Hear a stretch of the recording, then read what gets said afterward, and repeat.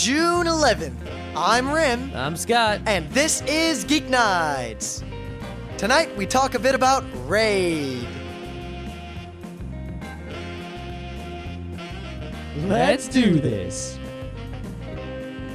For anyone who thinks that we are wizards of all technology, I submit that I am only a wizard of digital technology. And when it comes to analog technology, I am the fail. How so? What did you do? Well, I want to get a parking permit for the Beacon train station, right?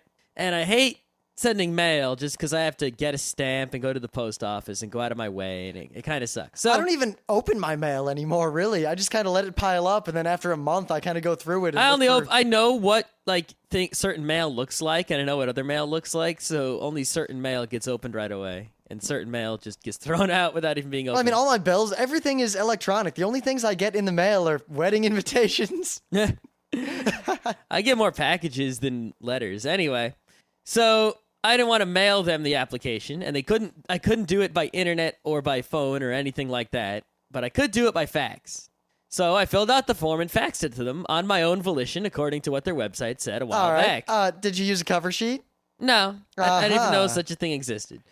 But anyway, they never, ever responded to me. And I was lazy, and the parking is relatively cheap here, so I didn't care that much. And today I said, all right, I'm going to try this again. So first I called them, and because I was going to say, hey, I'm about to fax you this. Tell me if you get it, right?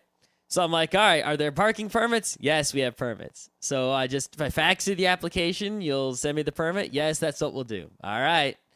And I realized when I did the faxing, I went over to the fax machine with the filled out form. I put it in. Did you put the paper in upside down and fax them a blank sheet of paper? I punched in the phone number, and it just didn't work. It was like dee dee dee dee dee dee something. It made a shit ton of noise, and it sucked. So someone next door, someone in the next cube or whatever, who knew how to use the machine, came over, and he's like, "Yo, you got to do 9 and then 1." That's pretty obvious. And then the number. Yeah. And also, you are correct. This fax machine, you have to put the piece of paper with the text facing away from you. You do realize that every fax machine or anything like that, there's a little icon right there where you put the paper in that tells you which way the text has to face. There was no such icon. It's there. I practically guarantee it. Well, anyway, I had apparently previously faxed them a white sheet of paper. And this time... Well, I realized that in that case, the cover sheet wouldn't have helped you because it just would have been 2 blank sheets of paper. Yeah, I can't believe the fax machine can even fax a blank piece of paper. Wouldn't it say, hey, that's a blank piece of paper there? You realize how old and dumb fax technology is? It's such shit. They really need to... people just need to, not... PDFs attached to email, at least. Come on. Yeah, I really... And that's if you suck. Really, what you should have is some sort of, document sharing sort of thing going on.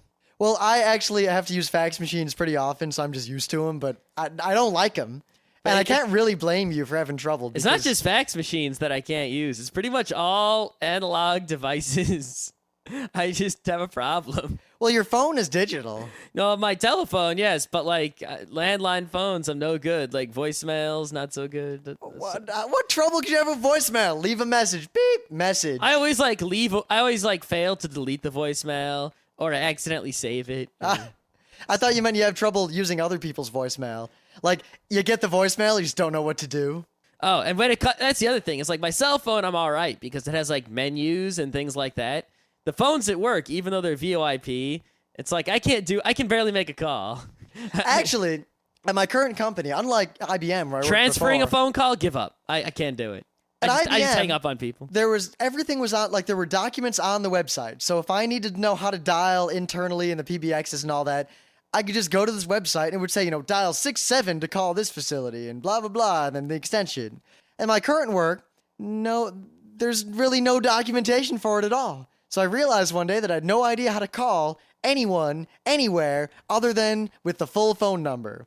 So I ended up always going 9-1 area code phone number to call someone in the cubicle down from me.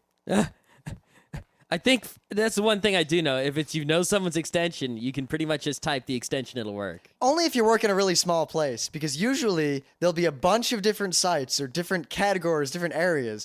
Like at IBM, you had to dial 4 to get some people's extensions. You had to dial 3-4 to get other people's extensions. That sucks. Yeah, I've never worked at a small company. See, but in that case, right, the extension would be, well, like, if your extension was like 100, right, and I would just, on my business card, I would make my extension 34x100 or something like that. Yeah, but that doesn't help because you never give your business card to the internal people. It's for the external people. We give the real phone number that connects you to the outside world. I'm talking about if I have to call Bob in receiving to find out if my package came. Nah. And I know his big phone number and I know his extension, but I don't know which number I have to append or prepend or whatever to get to that extension short of dialing the whole thing. At work, they actually do have a pretty cool system where I am now, where like my extension until before the phone broke was 666, right? Because it was the phone from the conference room. And if you want to call that phone, it's like phone number 666. And it's like they actually just got real phone numbers that end with the extension for each and every phone.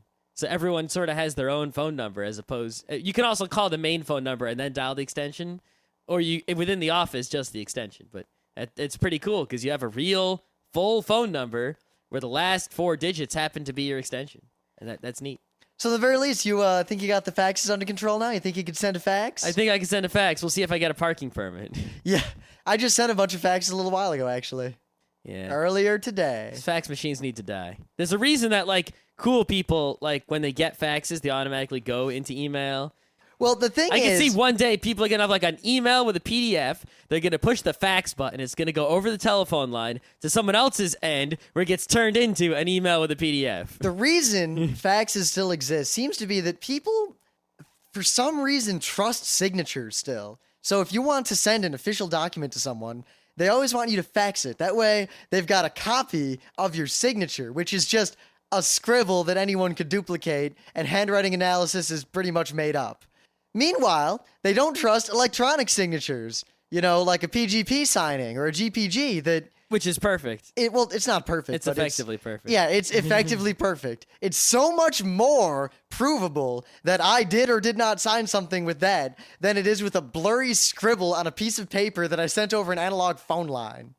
Yeah. Well, technically, most phone lines convert to digital anyway, but you get the point. Yep.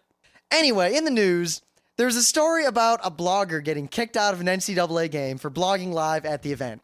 Yeah, that's actually, whether you know it or not, it's sort of illegal to cover sporting events if you aren't, like, licensed to do it. Like, if you go to a football game, it's technically illegal to, like, call someone on the phone and tell them what's happening at the game while it happens. Like, there was a problem with that where people would watch a game on TV in an area where there was a blackout, and then they would set up a pirate radio station and, like, call the game as they watched it on TV so people in the blackout area could listen to it on the radio, and a lot of people got busted for that.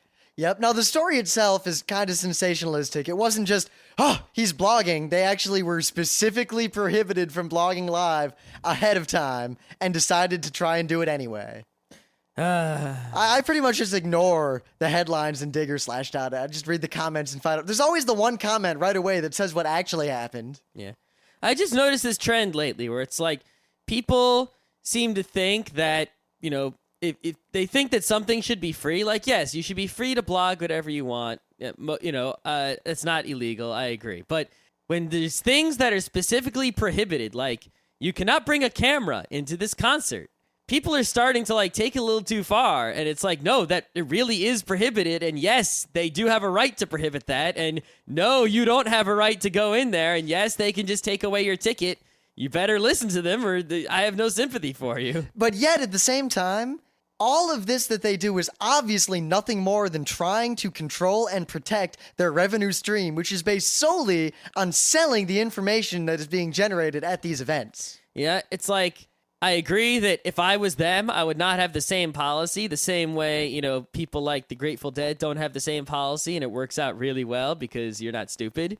But it's not wrong for them to have it. It's not evil. It's not unconstitutional. It's perfectly legal and right in every way. They're allowed to do that. Well, I think it just comes more down to the issue that originally, back in the day, when they made all these rules and decided, like, oh, we're going to not let people see you, we'll make sure they don't sneak recording equipment in.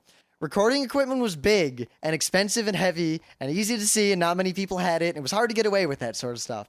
Now, everyone's phone is just connected to the internet. And as a camera, and as a video camera, and as a recorder. And things are getting smaller, and it's getting, I mean, even, I remember I used to go to Red Wings games a lot as a kid, and my mom the rule was kind of complicated where you couldn't have bigger than a certain size lens if you came to a hockey game because they wanted to sell you the official pictures of the game instead of letting you take high quality ones on your own. And also, the only people allowed to take high quality photos like press photographers and things like that. Well, my mom had a very, very small looking camera, but when you turned it on, it went bzzz, and was it wasn't an SLR crazy camera, but it was super, super high quality and way beyond the rule.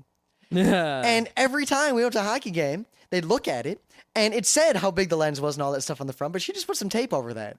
And they'd look at it, and they didn't know anything about cameras, and they just let her in. But one day, they said, hey, wait a minute, turn that camera on. It went bzzz. They said, all right, you can't bring that camera in. Go put it in your car. All right. So she just walks right over to a line like 2 doors down and just walks in there. Nice. Like there's no way to prevent this sort of thing from happening. No matter how many rules you make, no matter how many people you arrest.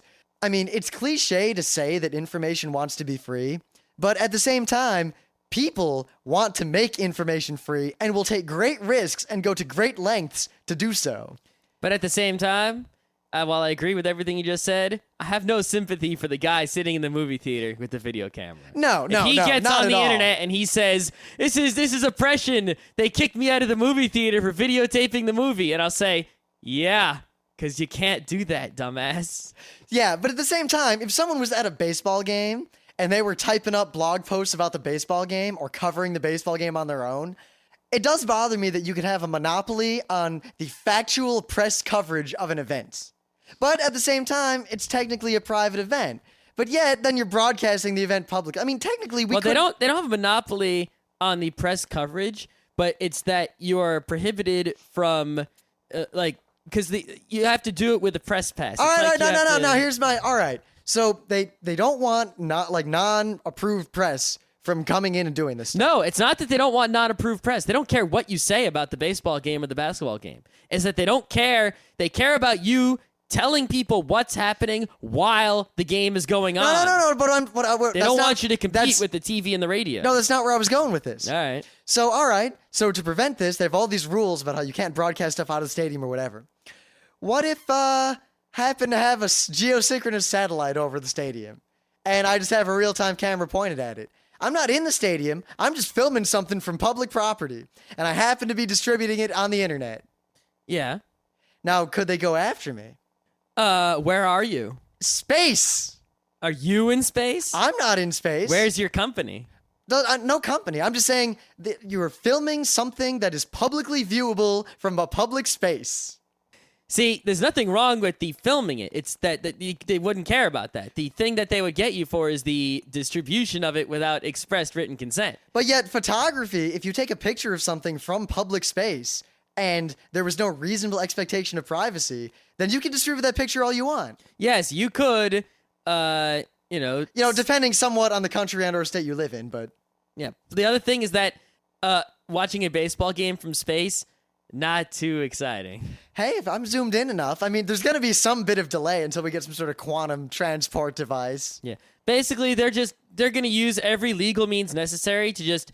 Because they make an agreement with like a TV company saying, you will be the only people broadcasting this in these areas. And they make an agreement with a radio station saying, you will be the only people to, share this information live as it happens in these areas. And you'll be the only website to do, So if they don't want you to be able to compete with those exclusive agreements without paying up. That's all they're trying to prevent, so that people don't not watch TV and not listen to the radio and instead go to your pirate website. Yeah, but at the same time, F1, in the very least, has shown us why this fails, because... F1 is the prime example of why it's F1, very there are bad. people who want to cover it and people who want to see it, but it's not easy to see, and it's not easy to get, and all the coverage is really exclusive and hard to find, and you really have to pirate it or pay a lot of money. Yep, because the way F1 is done is there's a company, the guy who sort of runs the business side of the FIA is Bernie Ecclestone, however you want to say it. And he owns a lot of companies, but this broadcasting company. And every F1 race has this same people filming it. And so in every single country in the world, like the US, Germany, France, Italy, it doesn't matter. If you're watching the F1 race, you're all seeing the exact same cameras. The people who are calling the race, the announcers, are different for each country, of course, because of different languages and everything. And they're watching the same video feed that you're watching. They're not like looking around. They're not at the track usually, unless the race happens to be in your country. And they're watching this. Everyone's watching the same video feed you're watching and just talking. And it kind of sucks because the people announcing, usually they like to have some coordination with the people who control the cameras. Like, hey, we'd really like to see that. Hey, we'd really like to see that. Why don't we look over there? Why don't we look over there?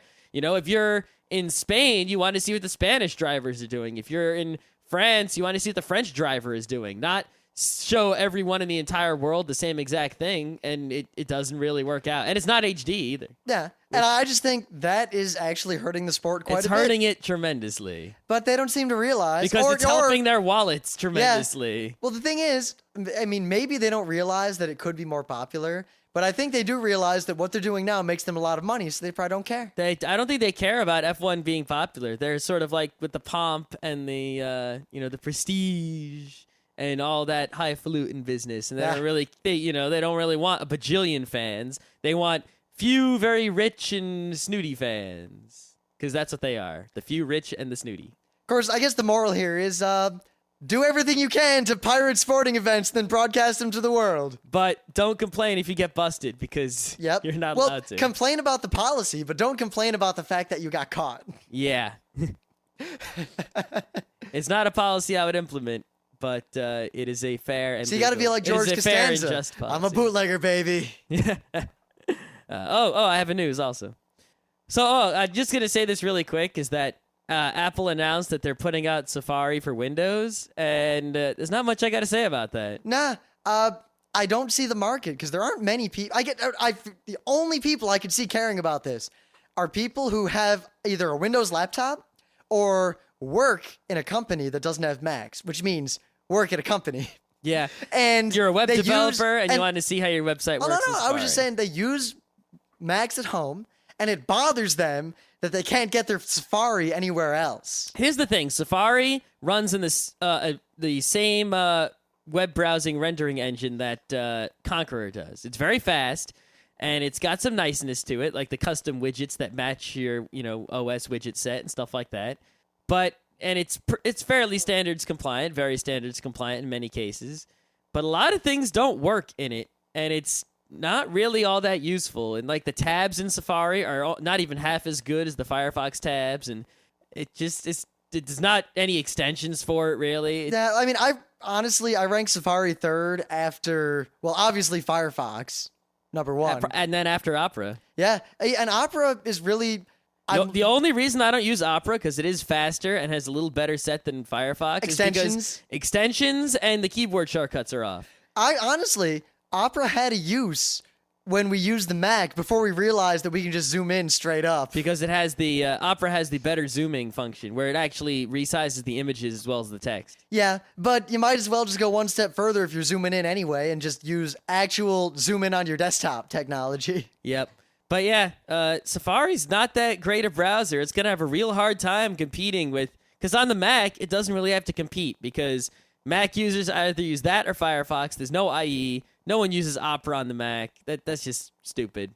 And on Windows, you've got Firefox IE7, which isn't that bad. Yeah, I've used it a little bit since I'm still having troubles with Linux, so I keep ending up in Windows, and I tried it. Yeah, it's like the advantage IE has in Windows, it's pre-installed. The advantage Safari has in Mac is pre-installed. If Safari's not pre-installed, you're going to have a hard time beating Firefox, which is also not pre-installed. Yeah. And better. Oh, well. But yeah, the actual news I want to talk about is this Drobo thing. Drobo. I'm not sure if it stands for disk robot or drive robot, but there's nothing robotic about it. I think it's pretty obvious it stands for Dr. Abbott. Oh, obviously. Dr. Abbott. That bastard. Him and his Dr. Abbott. Okay, anyway. Basically, this is a box. It's pretty fancy. If you've ever wanted to set up like a RAID or some sort of storage array, or like you have a whole lot of hard drives, mainly 4 because that's all it can hold, and you want to turn them into one big hard drive, this thing does it from a user interface perspective, better than anything else has ever done it. Yeah, from the way Scott described it to me thusly: plug 4 drives into it and then plug the USB in. That's pretty much all you have to do. It's got 4 holes for 4 any serial ATA drive will work. Any serial ATA drive. Any. And you plug them in. You just slide them right in there, and it has lights for each one. And when the drive is sort of like doing its business, the light will be sort of yellow, like, hey, this drive isn't ready yet. When the drive is ready, it's green. And when the drive is broken, it's red. And if the light is red, you just take the drive out and put a new drive in the spot. So what kind of striping or RAID or whatever does it do? Because it doesn't obviously it has some sort of parity, because otherwise a broken drive, you wouldn't just swap it out, you'd be fucked. It doesn't use any of the raids that we know. It's not just a RAID 5. It's not just a RAID 1. 6. Yeah. I like RAID 6. It's something else that is not known to us, but it can be that way because it's this special box that does things its own special way, and it doesn't have to be something that we know about because it's sort of like this. It just works. And while I like things to be open source and well known, if it just works, what the hell do I care? As long as it works. Yeah.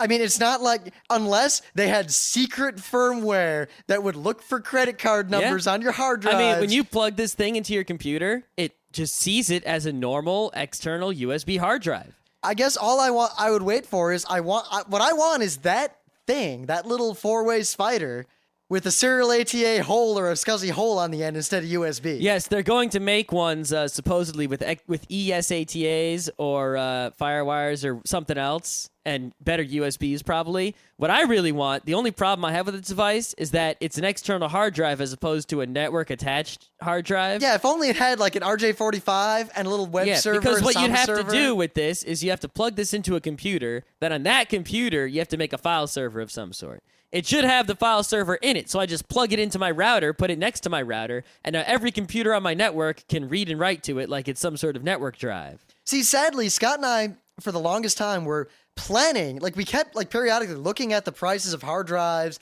and SANs and NASs and all those things. We wanted a gigantic file server. We could put all our music, all our everything other than our personal files on it, back everything up to it, put Geeknights on it, and be our permanent storage in the house forever.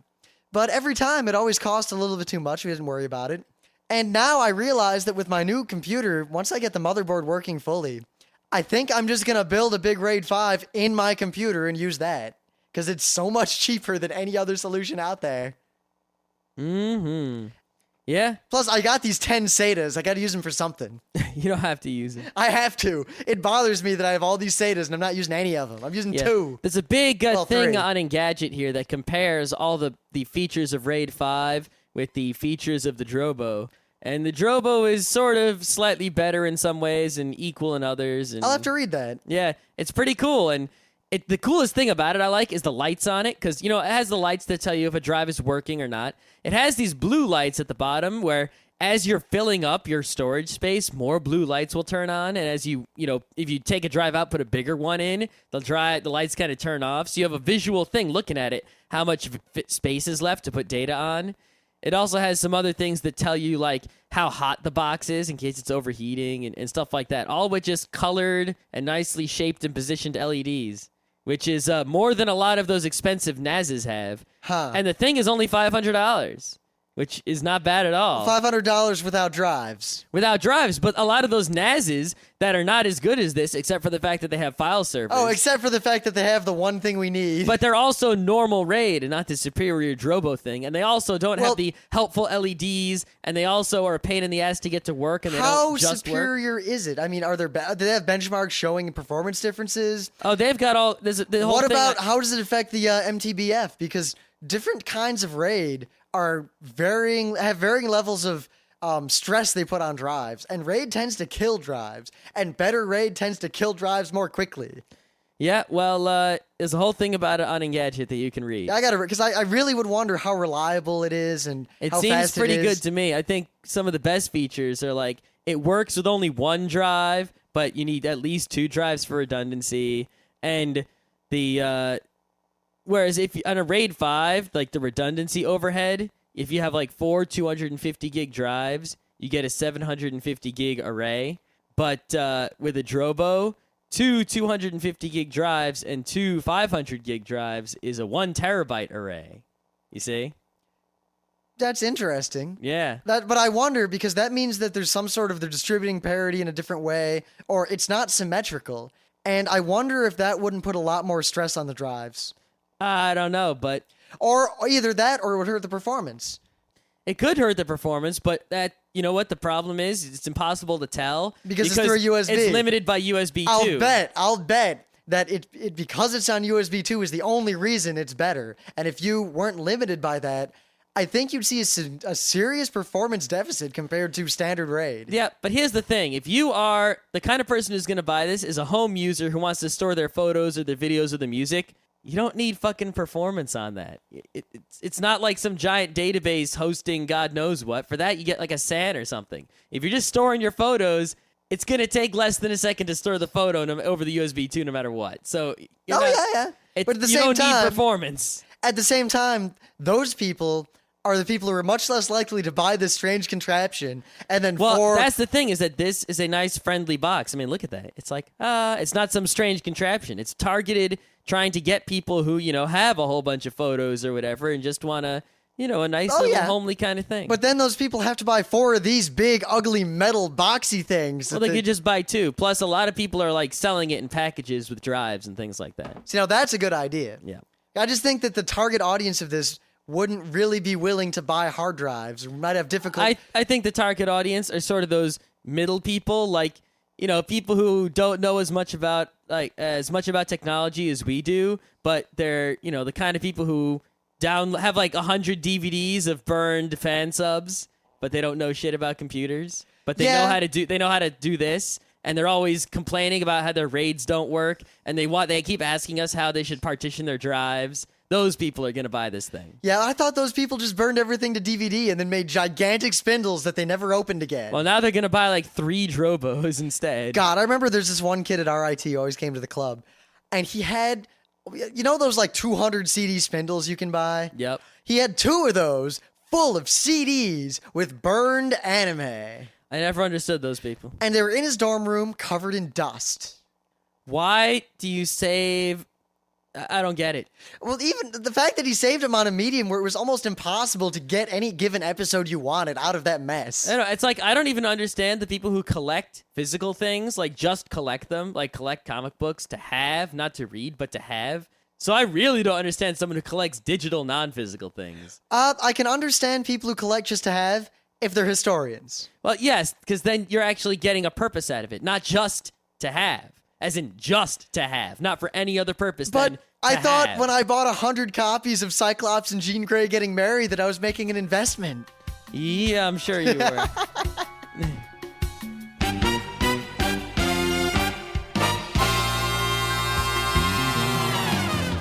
Things of the day. So we really don't like American Idol and all of the sort of effluvia surrounding that business. I mean, I don't even watch TV, so there's definitely no way I'm going to be in on this reality TV, which is really just a fancy way of saying new age game show. Well, the thing is, what really bothered me about American Idol, because it was often on when I went to go get my laundry or whatever, would be that the singing was usually really bad, and it was kind of this warbly, modern, can't hold a note for any given amount of time. They were all singing the same kind of music. The show just was really painful, and it bothered me. I didn't like it. I'm much more a fan of, what was that show? Star Search? That old one? Yeah, any kind of old variety show I like. Yeah, I like those. In fact, I wish there were variety shows. I Good think ones. there are, but just they're not so much in the U.S. anymore. Yeah, not so much in the U.S. But anyway, we caught this clip on YouTube. Was it from American Idol or was it from something else? I think it was, they said it was from like something Britain. See, that would make sense because they're a little bit more cultured on the other side. Yep. So, well, at least as far as the accents would lead us to believe. Yeah. I think we've talked about that before. God, I'll have to tell the anecdote about that pocket watch and what it did to us at the wedding. All right. But anyway. It didn't do anything to me. Well, you didn't have it. You were not forced to speak in a terrible British accent while holding a pocket watch up constantly. If I had a pocket watch, I would not speak in a terrible British accent. You have to. It's part of having a pocket watch. It's one step away from a monocle. Yeah, if I had a monocle, I wouldn't be all British though. I would be all railroad tycoon. Equally good, equally good. I do say the railroad blah blah. Anyway, so this guy comes out and says, I'm going to sing some opera for you. And everyone goes, and he sings opera pretty damn well. Yeah, I mean, the thing is like I was going backwards through the dig videos. So there was a video of Pavarotti singing the same song, and then I go back 2 pages, and then there's this guy, and I'm like, oh, they posted the Pavarotti because they saw this one. Yeah. I see what you did there. So it wasn't so impressive after it's like watching Michael Schumacher drive, and then watching some guy drive the same course. Granted, it was still very impressive. It was. And you look at the guy, and you're like, all right, you're going to sing opera? Let's see this. And then you're like, oh, hey.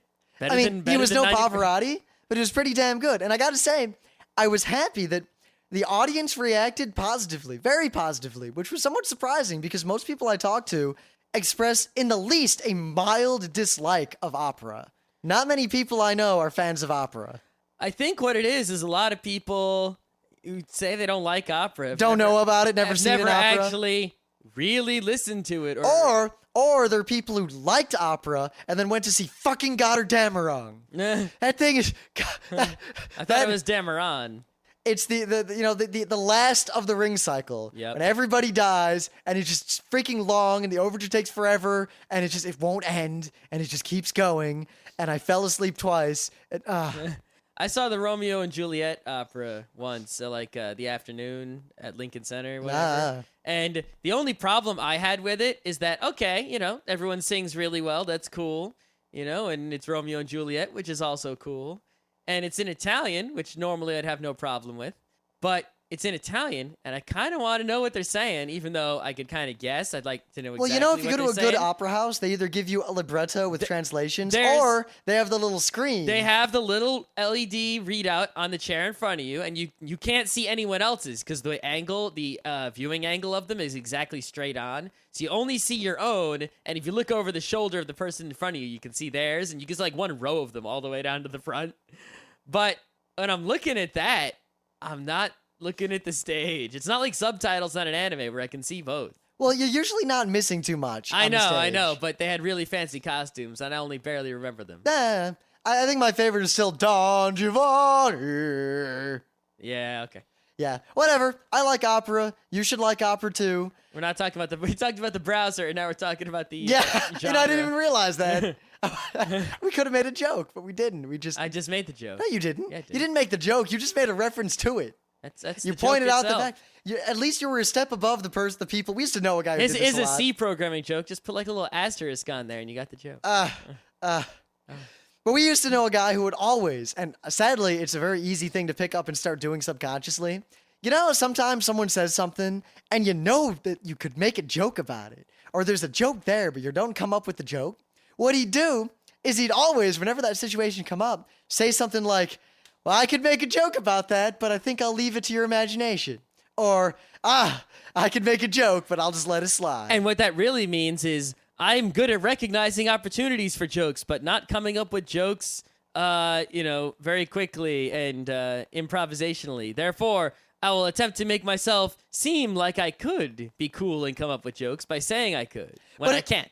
It works pretty well. It's like you get a half point in a game when you do that, as opposed to the whole point for actually making the joke. However, if someone actually makes the joke that you couldn't come up with, that's bad news. You are the lose. Anyway, the last thing I want to say is that they kept cutting to the audience and showing everyone, acting like this is really cool and like getting really into it.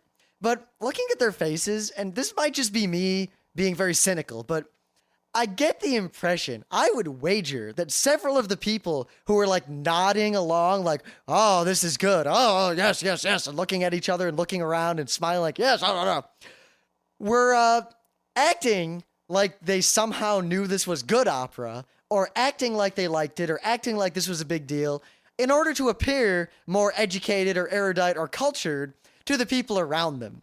Much like how psychologists have recently discovered that the dynamics of laughter in humans have a lot to do with how you feel about your social standing compared to the people around you, much more so than with the actual humor involved in the jokes being told. Yep. That is my guess. Also, you know how the people, it's like you present them with the highfalutin waters that are actually all just hose water, and they'll be like, oh, yes, I can taste the salt and the minerals in this one. Yes. Oh. Yeah, it's quite that. I have a feeling that even if there might be some people in the audience, I have a feeling that psychological phenomena is quite prevalent among the persons listening to this man sing. Yeah, it's like the reverse smile and nod, or the group smile and nod, or whatever. What do you got for me?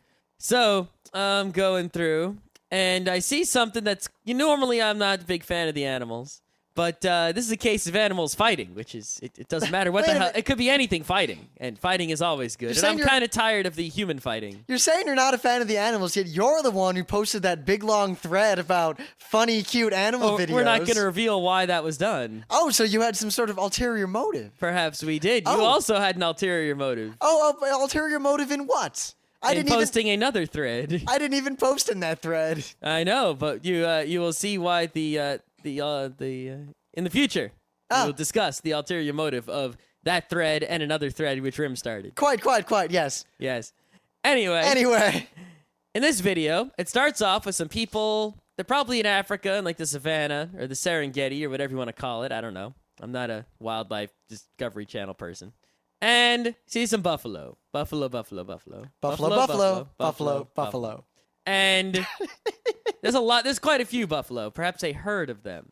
And they're Is that the word? It's like a murder. It's a herd of buffalo. Like it's a murder of crows. It's a herd of a gaggle buffalo. of geese. And one of them is really big, like a huge buffalo, and it's walking. And then they look over to the right with their video camera, and what do they see? Lions. And you go, oh man, this is gonna be good. We're gonna see lions eat buffaloes. All right. Or possibly buffaloes fight off lions. Yeah, this buffalo is pretty big. Like, if it was brave enough to like rush the lion and ram it with the horns, it could have done some serious damage. Like, probably just gored the whole damn lion.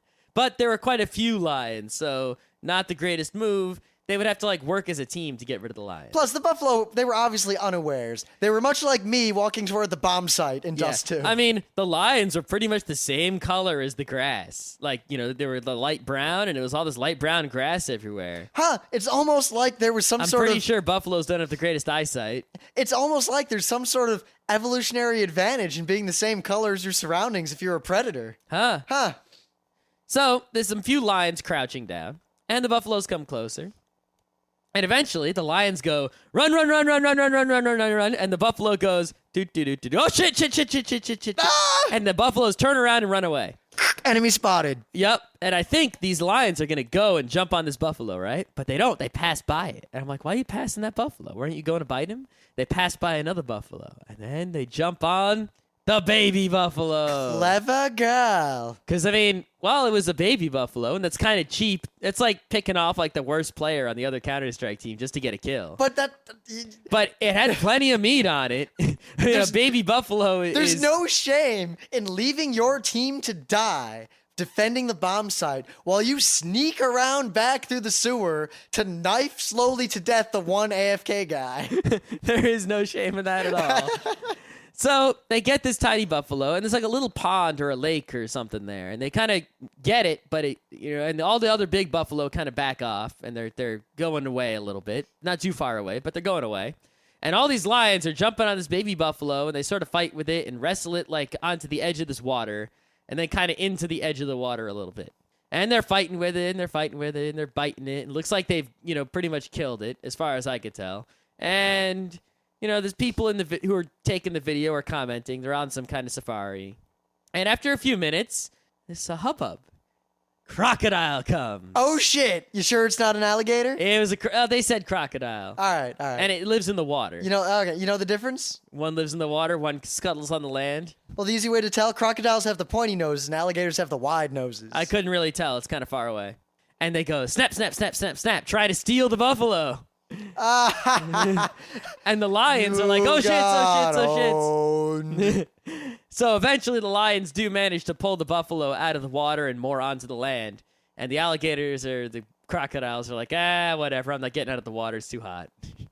And then the big buffaloes come back. Oh shit, they're probably mad now. And I won't give away the ending, but it's quite hilarious. You know what it is? It's the circle of life. Lol. All right, so by recent request and by going along with the news item, we got to talk about the raid. All right. Now, very briefly, RAID, R-A-I-D.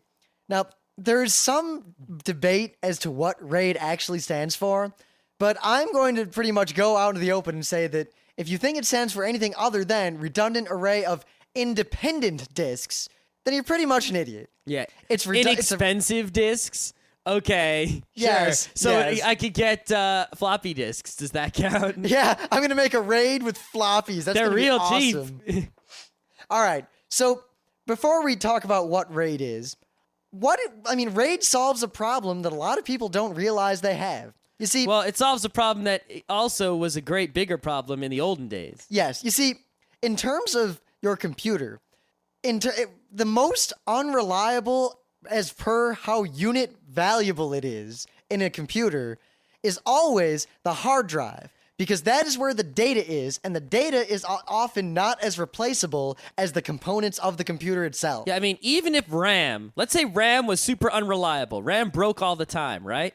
Well, if RAM breaks, that's not really that big a deal if you have money, because you replaced the RAM. You didn't lose anything. Yes, money can always solve normal computer problems. Right, but your hard drive has some data on it, which cannot be replaced if it is lost. See, that's why you do backups and all these sorts of things. Also, hard drives have moving parts, which makes them extremely prone to failure. Extremely. Yes, hard drives crash fairly often, and I've actually got 2 completely full, completely crashed hard drives sitting around my room that I wish I could get the data off of, but there's just no way. Even if I had a lot of money, there's a good chance I just couldn't do it. So RAID is one thing RAID does is technology which solves the problem that hard drives are prone to failure, and you don't want that to fuck you, and you don't want to lose data. Now, there's another problem. There is another problem. Hard drives, because like Scott said, they have moving parts. There's a physical thing moving around in there getting the data. Hard drives are incredibly slow. They're the slowest part of your computer by far. This is why we have RAM and why we have cache and why we have all these other registers and other places to store data in your computer, because sometimes you need to access read and write data really quickly. So that's why we have RAM and things. If hard drives are as fast as RAM, we just wouldn't have hard drives. We would have just so much RAM you wouldn't believe. But when you want to store, it's hard to have a lot of data that is also rapidly accessible. That's why we have these different levels. A register is stupidly fast, but it's also stupidly small. A RAM is bigger. You can have like 2 gigs of RAM, many gigs of RAM, and it's fast, not as fast as registers. Well, more importantly, it's not persistent. Yep. Hard drives, not only can you have a whole shit ton of data stored permanently, even after the computer turns off, but you can have a whole shit ton of data stored permanently when the computer turns off, and it's kind of slow. It sucks. Yeah. So, RAID solves both of these problems in various different ways. You see, they there is realize... a third problem, too. Oh, you have a third problem? Yeah, What's there's your a third problem right so. Sometimes, imagine if you didn't... Okay, let's say you just wanted to have a whole bunch of hard drives, right? Let's say you wanted to have, I don't know, 3 terabytes of data, right? So you went... It's very hard to get terabyte drives. Let's say you're... In the olden days, it was even harder to carry terabyte drives. You would need 31 gigabyte hard drives. Or as some people say, gigabyte hard drives. Yeah, those people, however... Yeah. Yeah. But let's say today, you go out, you buy 3 1 terabyte hard drives, right? Now, let's say you have a database, and that database is 2.5 terabytes large. You need to now have... let's say you're using Windows. You've got the C drive, the D drive, and the E drive. How do you get one file on 3 drives? A 30 terabyte hard drive does not exist. What are you going to do about that? Yes. So, think about the name RAID. Redundant array of independent disks. It's pretty self-explanatory as to what it is. Basically, one hard drive is unreliable. However, the odds of that hard drive failing are X. Say you have 2 hard drives. The odds of both of them failing at the same time are much less. Unless you buy 2 of the exact same hard drive on the exact same day from the exact same lot. And even then... use them the exact same amount. Even then, it's still somewhat less. Yep. But not as much less. But still. Now, 3 drives, 4 drives. If you only needed 1 drive to stay up and your data would be okay, then for every drive you add, your data is that much safer and that much more secure. Yeah, if I have 100 gigs of data, and I have 3 100 gigabyte hard drives, and I have the exact same data on all 3 drives at all times, and one of them crashes, big deal. Now, 2, speed. All right, I've got 100 megabytes worth of data on a 100 megabyte hard drive.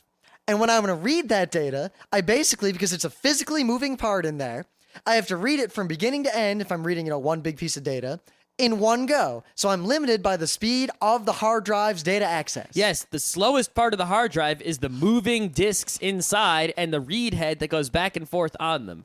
Actually, once the data is read off of the platter, the rest is stupidly fast. So anytime you can make those things go faster is better. Your computer can handle all the hard drives are sending out because it's just so much faster than the hard drive is. So now let's say I've got 2 100 megabyte drives. Both of them have the exact same data on them. I could have one hard drive start reading from the beginning of the file forward and simultaneously start reading the data from the middle of the hard drive to the end on the other drive. So now I can get the data off the hard drive pretty much twice as fast. That's pretty high quality right there. Now, say I have 3. Now I can read in thirds. Say I have 4. Every drive I add, it gets that much faster to read data off because I can read the data in parallel. Obviously, diminishing returns if you're randomly reading data from all over the hard drive, but it's still a significant performance increase. And that's why RAID is awesome. Yeah. Problem 3. I want to have, say I got 10 1 gigabyte drives. I want to combine them all to make one 10 gigabyte drive. Well, RAID just does that. It just does that. Not going to make an analogy. I think you can figure it out at this point. That's what pretty much, to sum up RAID, the simplest way possible to someone who doesn't want to know any of the details, you take a bunch of drives, a bunch of hard drives, and you combine them into one hard drive. That's what it is. Yep. So you might have heard then that there's all these different kinds of RAID. RAID 0, numbers. RAID 1, RAID 0 plus 1. Yep. You RAID might hear 5, RAID JBOD, 55. RAID 10, RAID 6 is my favorite. Yep. Well, the first one, let's talk about that one first. JBOD. JBOD, JBOD. Just a bunch of disks. That's what JBOD is. It's all it lets you do is take a bunch of disks. drives and either plug them all in or mash them all together into one big drive. So it's not really a RAID, it's an aid. It's just an array of independent disks. There's no redundancy. If one drive goes, you lose everything. Yeah, because it's just one big hard drive. If a part of your hard drive crashes, well, now it can't figure out what data is on any part of the drive because of the way file systems work. Yeah, Unless you're using that fancy new ZFS thing. But even that might save you. Theoretically, if part of a hard drive died, you could get the data from the rest of it, but that data would be mostly useless due to fragmentation and other issues. You'd be lucky to get anything. It'd be very expensive and difficult. Yeah, it's not. Basically, if you have just a bunch of disks and one drive crashes, you're done. Also, with just a bunch of disks, you're not speeding anything up at all. It's going just as fast as it would be if you had one disk. You basically get almost none of the benefits and all of the problems. Because think of this. Here's the biggest problem. All right, JBOD, say I combine 2 disks into one. Now I've doubled the chances of losing all the data because if either one of those drives fails at any point, I lose all the data. Say I've got 10 disks. Now, there are 10 hard drives. If any one of them fails, I'm fucked. All right, so the next one you got is RAID 0. RAID 0 does something called striping. RAID 0 is the way to get speed and performance, and you sacrifice reliability. Yes, basically RAID 0 is also not going to save you if any of the drives crashes. You still have the same problems of, oh my god, one drive crashed, now it's all gone. You solve the problem of turning a bunch of drives into one drive, and you solve the problem of, hey, let's make this go faster. What it does is instead of writing, let's say you have a 100 megabyte file, right? Instead of writing 100 megabytes onto drive number 1, it'll write 50 megabytes into drive number 1 and 50 megabytes into drive number 2, and that way when you want to read that file, it will read it off of both drives at the same time. It's sort of like slicing through a cake. If you imagine both drives being on top of each other, and the data is written right directly on top and then through into the next drive. And you basically can get almost twice as much data on and off your drives as you could with just one drive. In practice, due to the way it works, it ends up being somewhat less than that, but it's still a fairly significant and measurable performance increase. Yes, if you're having...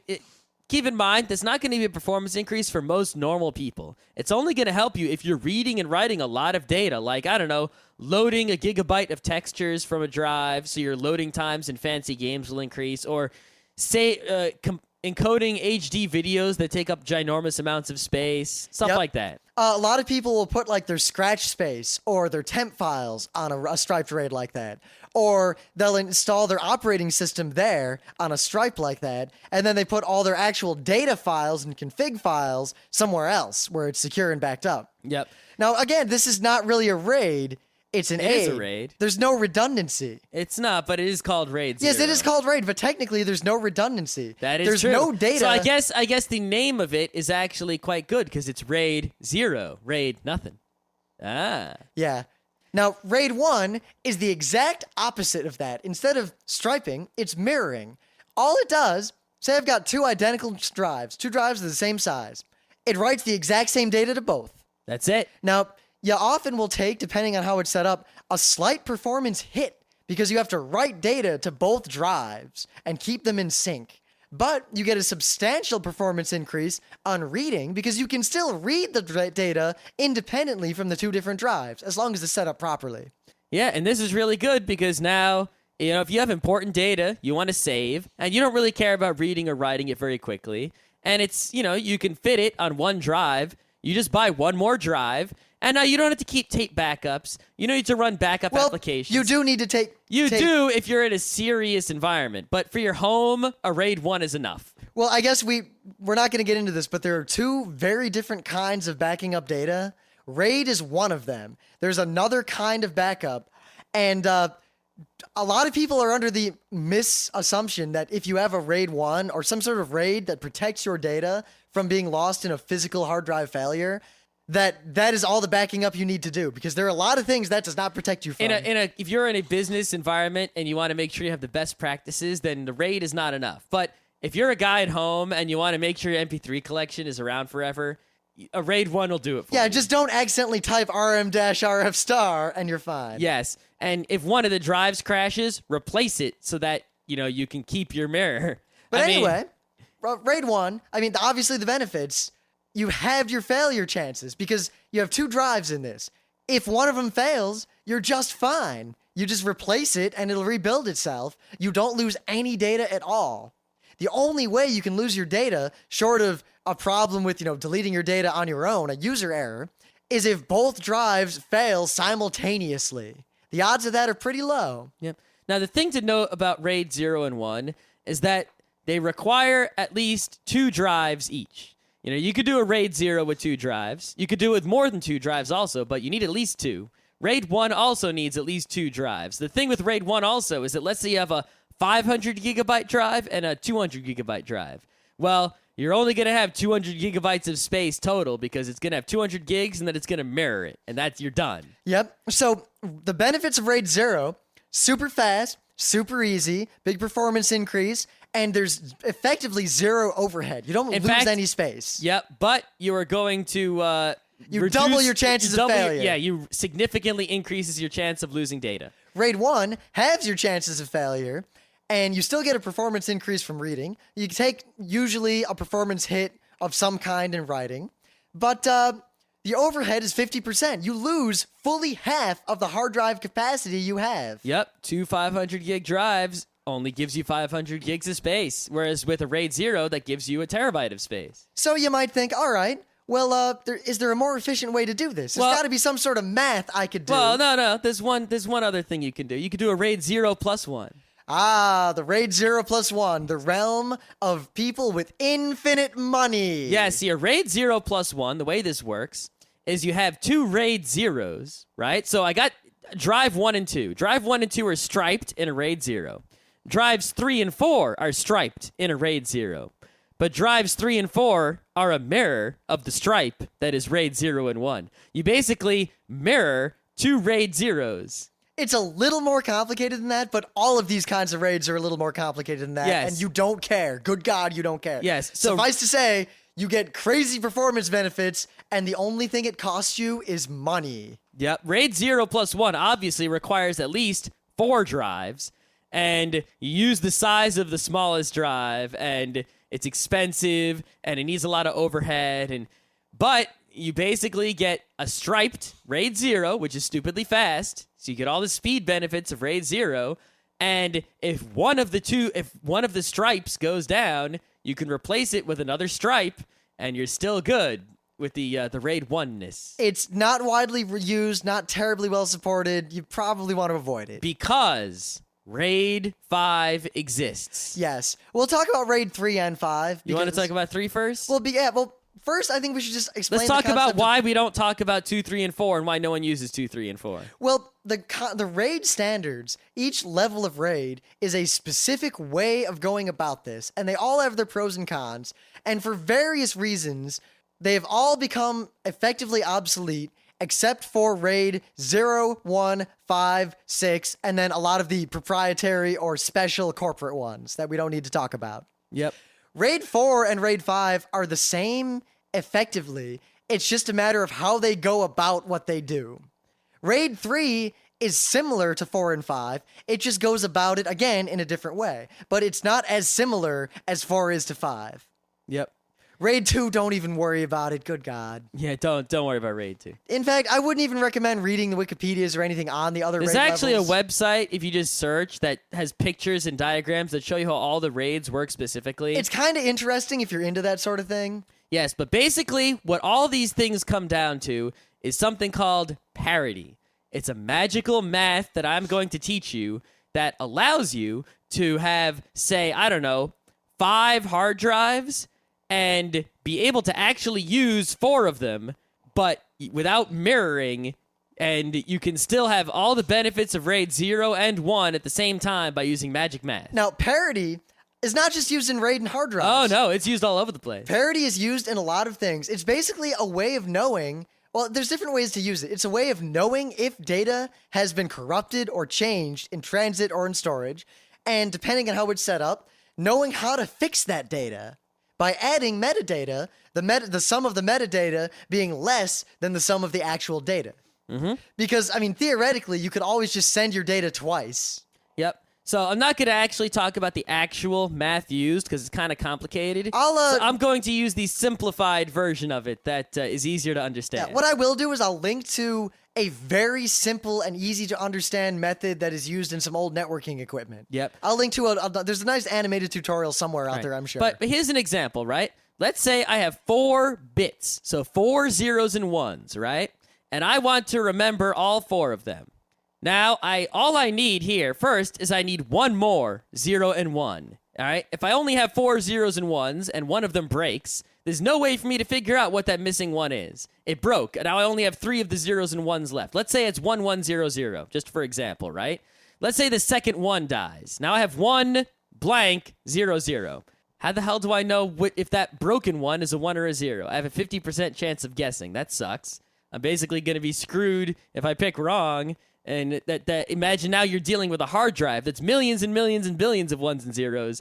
It's not going to work out, right? So first, I need an additional 1 or 0. So normally with a mirror, right, I would need to remember all 4 of these ones and zeros. I would need 4 more ones and zeros. To mirror 4 drives, I need 4 drives. That kind of sucks. With this magic parity math, I can do it with just 1 more drive. So 4 drives, add just 1 more drive, and now I can remember it just as well as if I had 4 more drives. That's pretty high. Now, to get back to RAID, we'll use the example of RAID 3 because that makes it's the easiest to understand. Let's say, it doesn't really buy you anything with 2 drives because you need 1 drive to be the parity drive, so it doesn't matter. So we'll start with 3 drives, and we'll compare this to a mirror. So I want to make a RAID 3 with 3 drives.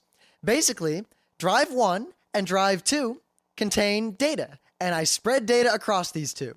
But drive 3 doesn't contain any data at all. Drive 3 contains parity information of the data on the other 2 drives. Yep, that's the extra bit that you need. As opposed to copying everything, you just have the extra bit on the end. So if drive 1 fails, between the information on drive 2, the data there, and the parity information on drive 3, I can recreate the data that should have been on drive 1 when drive 1 got destroyed. And this is how it's done. You ready? let's say drive 0 has a 1 on it, and drive 2 has a 1 on it, right? Drive 3, what do we put there? Well, let's pick even, right? Well, there's 2 1s. That's an even number of 1s. So on drive 3, we put a 0. Now let's say drive 1 dies. Well, we know that the drive 3 says 0, so there should be an even number of 1s. And we know that on drive 2, which still works, there's a 1. Therefore, drive 1 must be 1.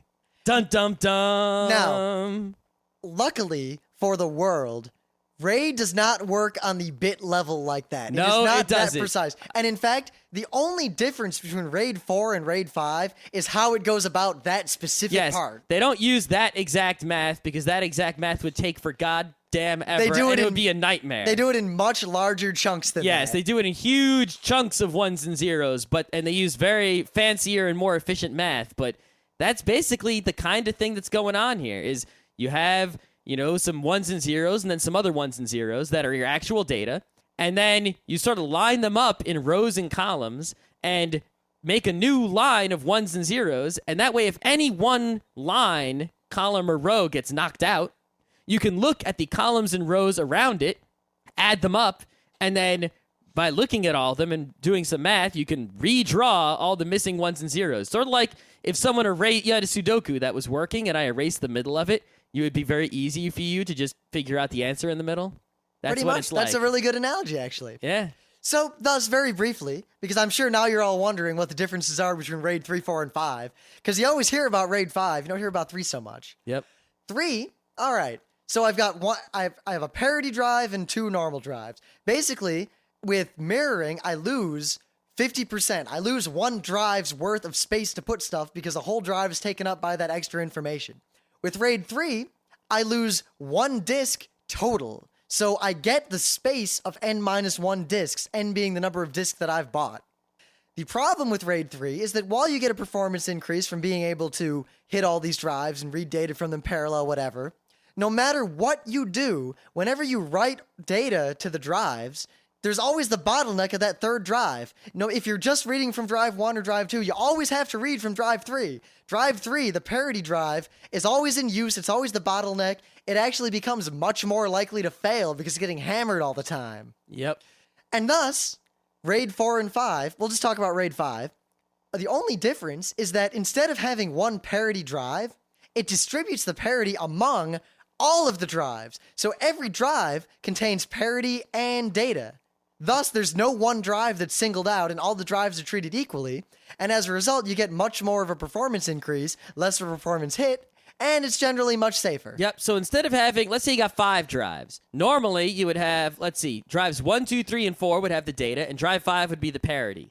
Well, what if we made each drive 4/5 of each drive was data, and 1/5 of each drive was parity? So the first fifth of drive 1 is parity. The second fifth of the second drive was parity. The third fifth of the first drive was parity, etc. And all the other fifths of each drive was the actual data. Now, each drive has a little parity and a lot of data. And you're only losing, 1/5 of the space. So with 5 100 gig drives, you have 400 gigs of space. If a drive crashes, you can replace it and you won't lose any data. You Furthermore, have the benefits of the striping going on because you're reading from all these drives at once instead of just one drive. It's just awesome all around. and the primary benefit is that now, RAID 3, I guess, I don't know if RAID 3 could actually do it because I've never actually run into RAID 3 in the real world. Yeah, you're not going to, really. In all it's always RAID 5 or some proprietary thing, but with RAID 5, say a drive fails, the RAID will continue to function in a degraded state where when you're reading data, it'll on the fly figure out what the data should have been based on the parity. And because the parity is distributed, it's not as much of a performance hit as it otherwise would be.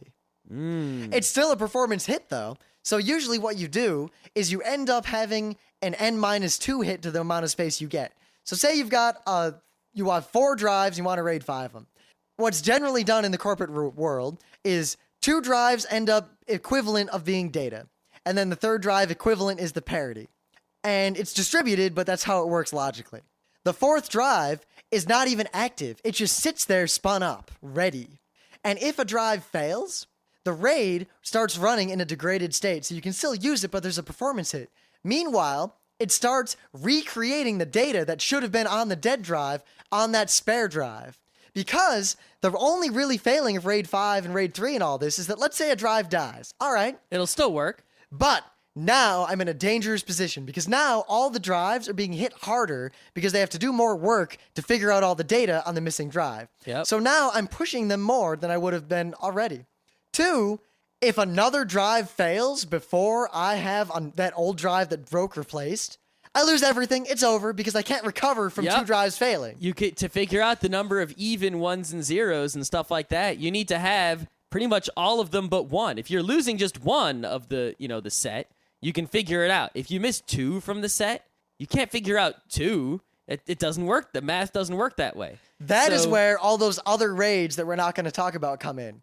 Where they'll do something like the parity is actually a grid instead of just stripes, so you can lose certain combinations of drives and still be okay. Yeah, you have 2 different parity schemes working at the same time. So if you lose certain data, then one parity scheme might work, or like one parity scheme might be able to save the other parity scheme, which can then save the data, and all sorts of.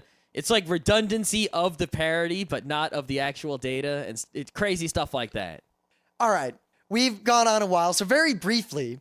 There are a couple different ways to do RAID. Generally, it comes down to doing it in hardware and doing it in software. Hardware is the best way. If you do it in hardware, basically what that means is you buy a machine, and you plug a bunch of drives into the machine, and the machine does the RAID on its own, and it does it with chips and things like that, and it's very fast, and it's very reliable, and your computer, your actual computer, doesn't know there's RAID going on. It doesn't need to know shit. Your CPU doesn't do anything. Your RAM doesn't know that there's a RAID. It just sees a disk. Your computer thinks that it's just one hard drive, and it's a really big hard drive. It's kind of like NAT. Like NAT is for having a bunch of computers behind, then there's one interface to the outside. It's like that for hard drives. Yep. It's super good, super awesome. Super expensive. Very expensive, difficult to manage, and it's all SCSI. Which means the It's drive... not all SCSI. There's plenty pretty of... much... Nah, there are hardware CLAT arrays. They're just expensive. there aren't many. They're out there. There aren't many, and very few people use them. And a lot of things that say they'll do RAID with a card or something with serial ATA are actually software RAID, and they're not really like good hardware real RAID. Yeah. There are some boxes you can buy that you can actually, not just cards that you would put in your computer, but actual boxes that drives go in that do a hardware RAID, like some NAS and SAN type things, but don't worry about that. Every RAID you run into is software RAID. Pretty much. Now, here's the kicker. A lot of people see a motherboard or whatever, and it says, oh, supports RAID 0, 1, 0 plus 1, and 5. And JBOD. And you might think, hey, it's a hardware RAID. It isn't a hardware.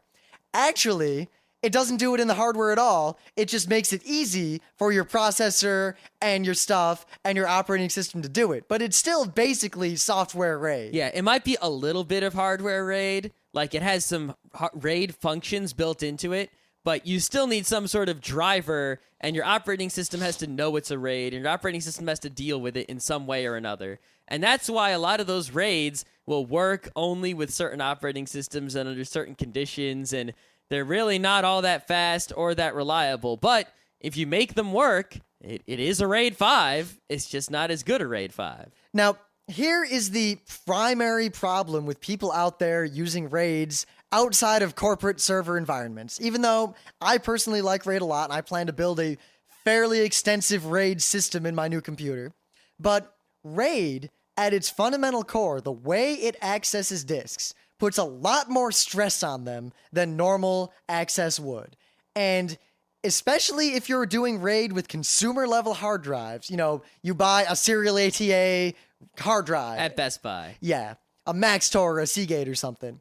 These drives are not really ready to handle that amount of stress, and they're going to fail on you at a much higher rate than they otherwise would have. So you will end up buying replacement drives more often than you would otherwise. Yeah, I mean, if you just buy a hard drive and just keep using it, sure, one day it'll fail and you'll lose all your data if you didn't back it up. But it'll probably fail many years from now unless you're crazy using it too much. If you put that drive in a RAID, like a RAID 1 with one other drive, it'll probably fail like in 2 years from now. Much luckily, sooner.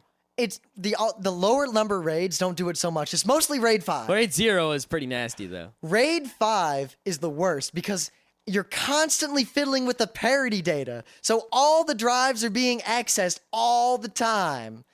As a result, you're going to wear those drives out. And professional SCSI drives and servers are much more apt to deal with this.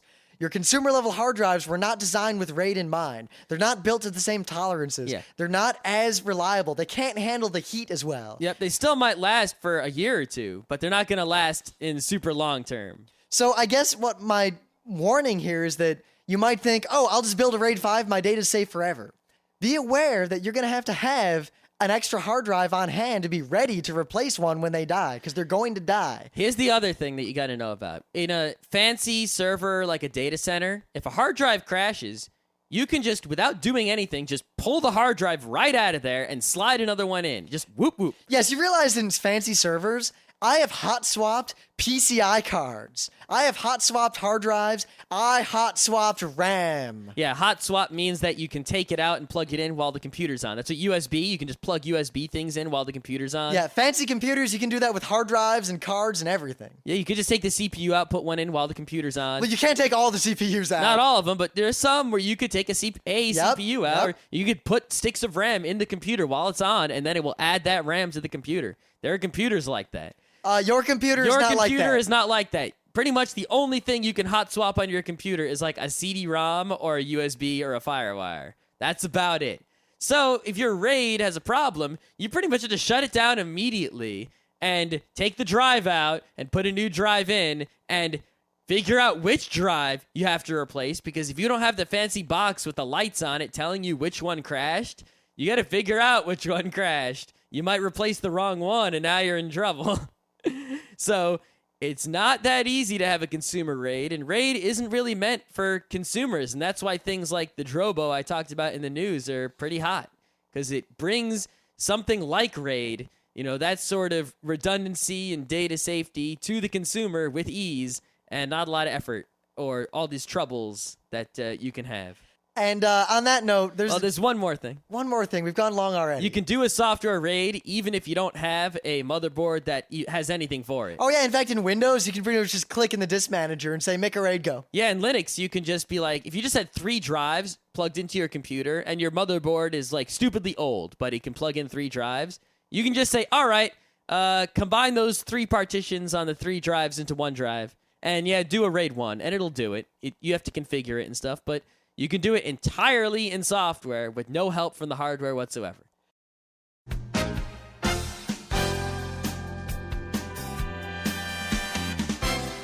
This has been Geeknights with Rim and Scott. Special thanks to DJ Pretzel for the opening music. Be sure to visit our website at www.frontrowcrew.com, where you'll find show notes, links, our awesome forum, a link to our Frapper map, and links to all the RSS feeds. We say feeds plural because Geeknights airs 4 nights a week, covering 4 different brands of geekery. Mondays are science and technology. Tuesdays, we have video games, board games, and RPGs. Wednesdays are anime, manga, comic nights. And Thursdays are the catch-alls for various rants and tomfoolery. You can send us feedback by email to geeknights@frontrowcrew.com. Or you can send audio feedback via audio. Just click the link that says Send Me an Audio on the right side of our website.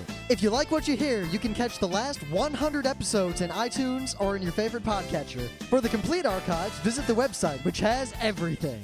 Geeknights is distributed under a Creative Commons Attribution Non-Commercial Share-alike 2.5 license. This means you can do whatever you want with it as long as you give us credit, don't make money, and share it in kind. Geeknights is recorded live with no studio and no audience. But unlike those other late shows, it's actually recorded at night.